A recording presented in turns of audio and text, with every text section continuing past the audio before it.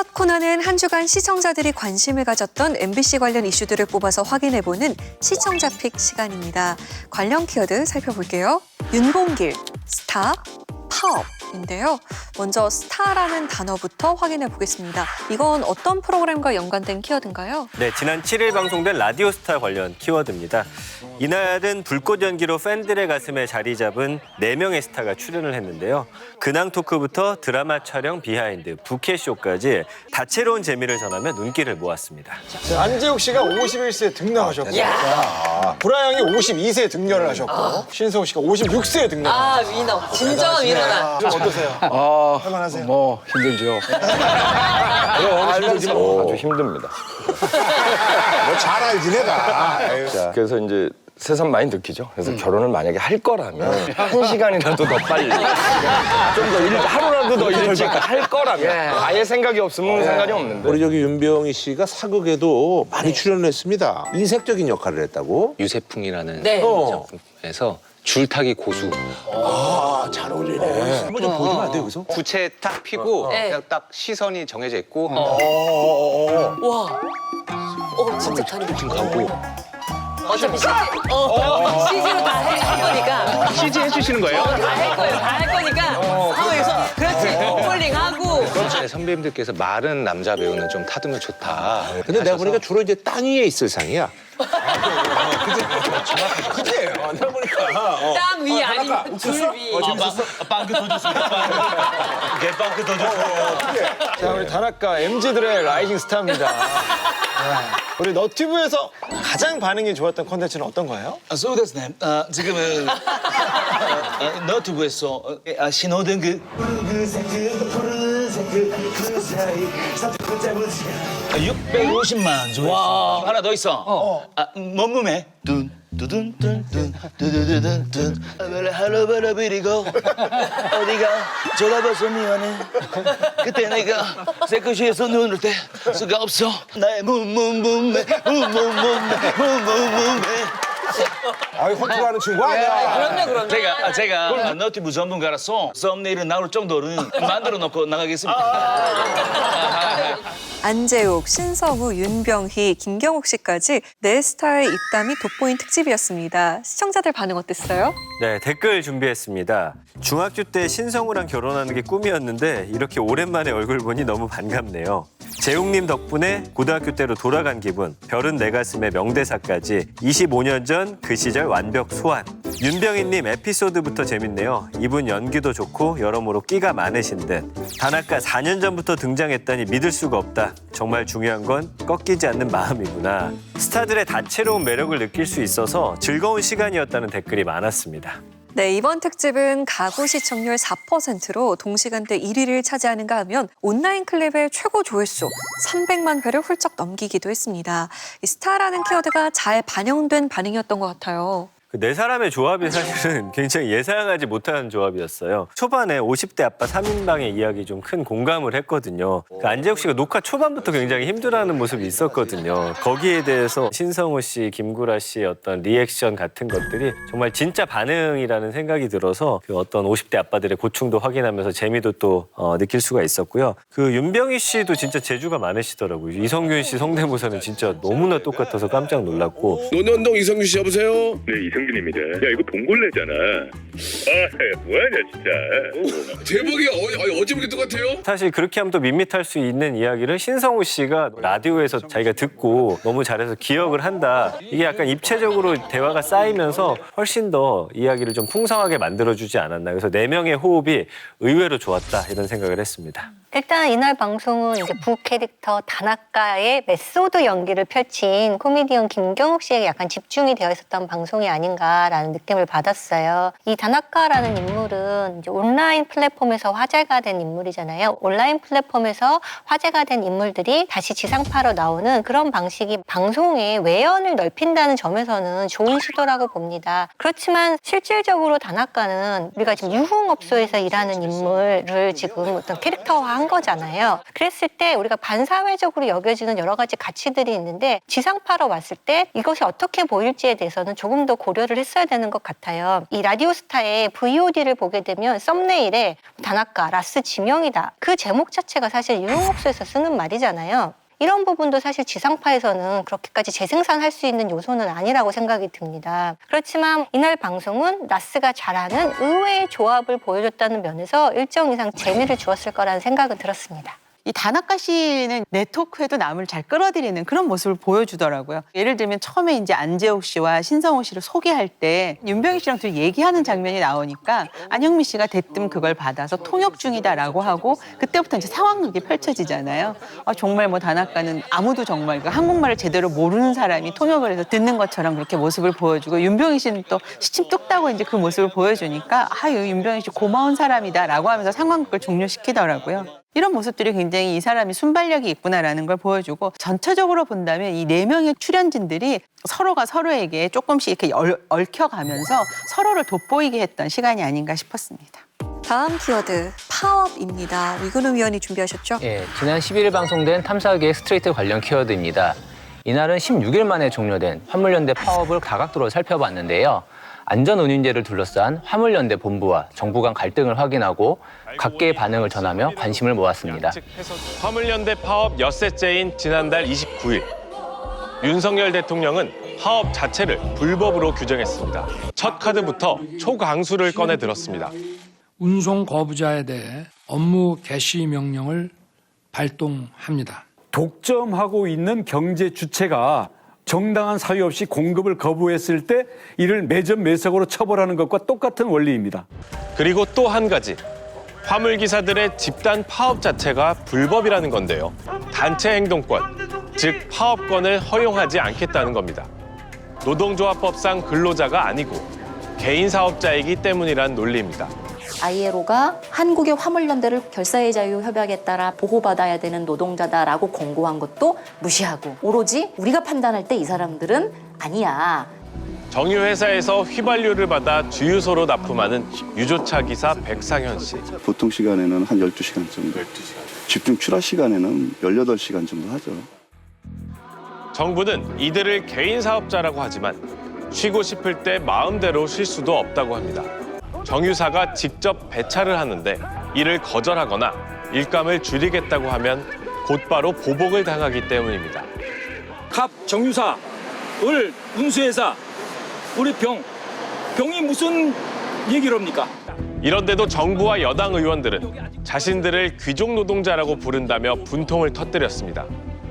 저금을 해놔야 되는데 그 저금 할 저것도 없이 지금 자네에게 150만 원 남았죠? 이게 과연 귀족 노동자의 이게 급여 통장이냐고. 화물 노동자들은 매달 300시간 가까이 일하고 보통 300만 원 안팎을 법니다. 그럼 지난 2020년 도입된 안전운임제를 적용받는 시멘트 화물차 기사의 소득은 어떻게 달라졌을까요? 201만 원이었던 소득은 제도 시행 이후 424만 원으로 2배 이상 늘었습니다. 시급 5천 원 수준에서 시급 12,000원 정도로 높아진 겁니다. 노동시간은 375시간에서 354시간으로 다소 줄었습니다. 이들에게 안전운임은 사실상 법으로 고정받는 최저임금인 겁니다. 윤석열 대통령은 모든 분야에서 법과 원칙을 지키겠다고 밝혔습니다. 대화와 타협이 실종된 대통령의 법과 원칙, 어디까지 통할 수 있을까요? 도로 위의 최저요금제로 불리는 안전운임제, 화물 노동자에게 적정 운송료를 보장하는 제도인데요. 올해 말 종료를 앞두고 폐지까지 거론되는 상황에서 전해진 보도였습니다. 시청자들 반응 어땠습니까? 예, 댓글 살펴보면요. 답답해서 보고 싶지 않은데 외면 못하겠네요. 진실을 전해준 스트레이트 감사합니다. 화물연대 파업을 노동자 입장에서도 다뤄준 점에 박수를 보냅니다. 보도 분량이 짧아서 아쉬웠네요. 파업을 두고 누구 한쪽 편든 보도가 아니라 좋았던 것 같음. 계속 관련 문제 전해주길. 이처럼 후속 보도를 기대하는 반응을 살펴볼 수 있었습니다. 파업은 끝났지만 아직 논쟁의 불씨가 남아있는 상황에서 사안을 다시 한번 짚어볼 수 있는 보도였다는 생각이 들어요. 법과 원칙이라는 것이 무엇인가, 그것을 어떻게 이 화물연대 파업을 불법으로 규정했는가, 이 부분을 살펴보기 위해서 전문가와 국제노동기구 권고를 통해서 정부에 대응해서 노동자의 권리가 어떻게 존중되지 않았는가, 이 부분을 확인을 해봤고요. 화물 노동자들의 노동 환경과 이제 임금을 점검해보고 안전운임제의 필요성을 살펴보고 이것이 무엇인가, 그리고 이것을 둘러싼 논 논점이 무엇인가 이 부분을 확인해 봤고요. 그리고 보는 시청자들이 어떻게 이 화물연대 파업을 불법으로 인식할 수 있는가, 합법으로 인식할 수 있는가 이런 것들을 스스로 판단할 수 있게 한 점은 좋았다는 생각이 들었어요. 이 화물연대 파업에 있어서 가장 중요한 부분은 특수고용 노동에 대한 지위 문제라고 생각을 하거든요. 그 정부에서 이제 업무 개시 명령을 할 때는 거의 일종의 노조로 대하면서 공정위 조사할 때는 개인 사업자로 취급을 하는, 그렇기 때문에 어떤 면에 있어서는 이제 이날 보도가 그들만의 법과 원칙을 했는데 정말 그들의 법과 원칙이라는 게 얼마나 이중잣대로 제시가 되는가 집중적으로 이야기했다라면 어땠을까. 그렇다면 이제 화물연대에서의 그 논리라고 하는 것들이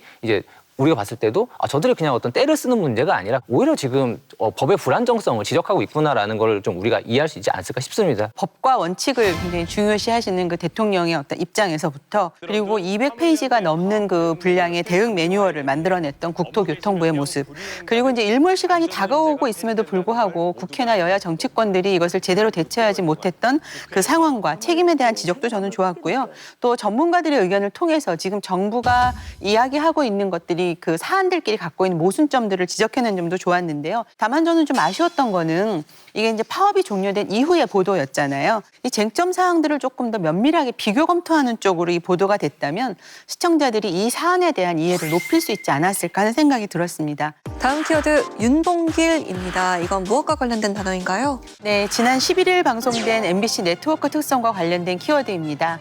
이날은 대전 MBC에서 제작한 레지스탕스 나의 전쟁이 방송되었는데요. 윤봉길 의사의 가족서부터 의거 이후 행적과 순국 과정까지 그간 알려지지 않았던 이야기들을 전했습니다. 1932년 11월 20일 상해를 출발한 다이오마루가 고베항 제3부두에 도착하자 항구에서 배를 기다리던 기자들이 술렁였다. 90년 전 신문은 이날의 일을 영화의 한 장면처럼 상세히 기록하고 있다. 가나자와 성에 위치한 일본 육군 제9사단 구금소. 일본 군부 전체가 윤봉길의 처형을 비밀작전을 수행하듯 철저한 감시 속에서 진행했다. 일본 육군성이 작성한 극비 보고서인 만밀대 일기는 윤봉길의 처형에 대한 내용을 세밀하게 적고 있다.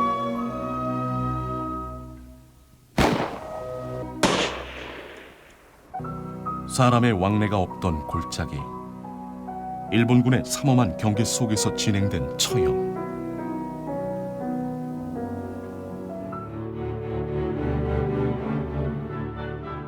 일본뿐만 아니라 식민지였던 한반도에도 윤봉길의 의거와 순국 소식이 빠르게 퍼져나갔다.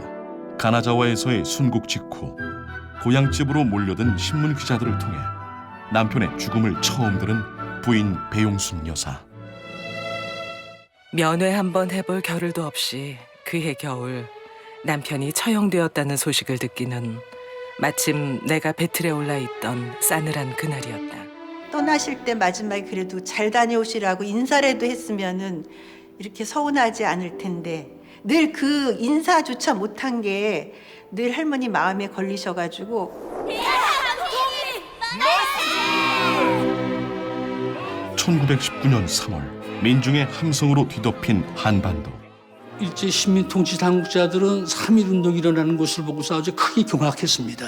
이제 내리누르는 정책 가지고는 안 되겠다라고 해서 무단 통치를 문화정치로 바꿨습니다. 1920년대 사회 정세의 변동을 절감한 윤봉길은 자신의 고향 마을도 변화하는 역사의 흐름 속에 동참시킨다.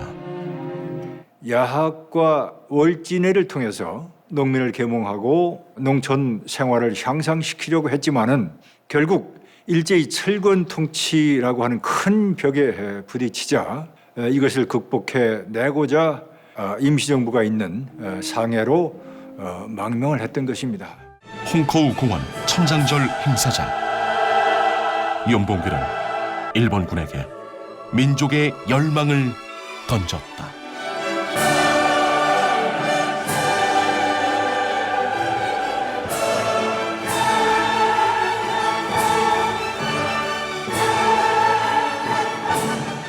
윤봉길 의사 상해 의거 90주년 특집으로 방송된 다큐멘터리였습니다. 해당 방송을 통해서 윤봉길 의사의 생애는 물론이고 대한민국 독립운동사의 흐름도 살펴볼 수 있었던 것 같아요. 네, 이날 다큐멘터리의 의미라고 한다면은 제목에서 레지스탕스 나의 전쟁이라고 말한 것처럼 이 윤봉길 의사의 의거를 레지스탕스 저항운동의 맥락에서 파악하려는 어떤 확장적인 의도가 있었다라는 점이 굉장히 의미가 있는 것 같아요. 그리고 이제 무엇보다도 약간 굉장히 흥미롭게 본 장면이 윤봉길 의사 임장지에서 이렇게 예를 표하는 일본인 진보학자 단체의 모습이 있었어요. 이 독립운동이라는 것을 어떤 국가적인 문제를 보지 않고 전체적인 어떤 진보운동의 흐름이라 본다면 거기에서 범세계적인 연대의 가능성을 찾아볼 수 있다는 점에서 이 다큐멘터리가 굉장히 의미가 있다고 생각이 들었어요. 하지만 물론 아쉬운 것도 있었는데 이렇게 거대한 시각을 갖고 있다 보니까 이해하기 어렵다라는 느낌이 드는 부분이 군데군데 있었는데 직접적인 나레이션을 통해서 이런 부분을 좀 통합적으로 묶어줬으면 어땠을까 하는 생각도 들었습니다. 위인전의 가장 큰 문제가 하나의 업적 위주로 이제 그걸 생각을 하게 되잖아요. 그러니까 이제 사실은 그 업적이라고 하는 게 세계사적 맥락 안에서 새로운 의미를 갖게 될 수도 있고, 그리고 한 명의 어떤 개인사에 있어서는 갑자기 오늘 자고 일어나서 오늘 내가 독립운동을 위해서 뭐 해야겠다. 세상에 그런 일이 어디 있겠습니까? 그러니까 뭐 그 사람이 어쨌든 생애 주기 안에서 당연히 그렇게 판단하게 되기까지 수많은 고민과 어떤 결정들이 있었을 텐데 좀 그것을 너무 되게 몰랐었다. 그걸 이제 좀 많이 보완해준 다큐멘터리였던 것 같아요. 이 윤봉길 의사의 잘 알려져 있지 않았던 그런 이야기들을 통해서 그분의 삶을 좀 더 폭넓게 이해할 수 있었다는 점에서 굉장히 의미 있었다는 생각이 듭니다. 뭐 예를 들면 사상에 굉장히 뿌리를 만들어 주었던 그 스승이죠. 매곡 성주록 선생님의 그 이야기라든지 아니면 뭐 야학이나 농촌 계몽운동을 통해서 문맹을 퇴치하고 민족의식을 고취시키려고 했던 것들을 통해서 이분이 어떤 세상을 꿈꿨는지를 좀 유추해 볼 수 있었던 것 같아요. 그래서 이 프로그램이 저는 굉장히 탁월했던 것은 자료의 활용이었던 것 같아요. 뭐 예를 들면 천장절 행사라든지 아니면 의거 순간의 어떤 영상들, 그리고 이제 뭐 처형이라든지 시신을 발굴하는 이 장면을 꼼꼼히 다 보여주었고, 이 다큐멘터리가 갖고 있는 역사성이라든지 아니면 현실성들을 좀 더 부각시켜주지 않았나 싶었습니다. 윤봉길 의사의 의거에 담긴 배경을 전하고 이를 뒷받침하는 자료의 활용도 좋았다는 의견들 전해주셨습니다. 앞으로도 역사적 사실을 다양한 관점에서 살펴볼 수 있는 방송들을 많이 만나볼 수 있기를 바랍니다.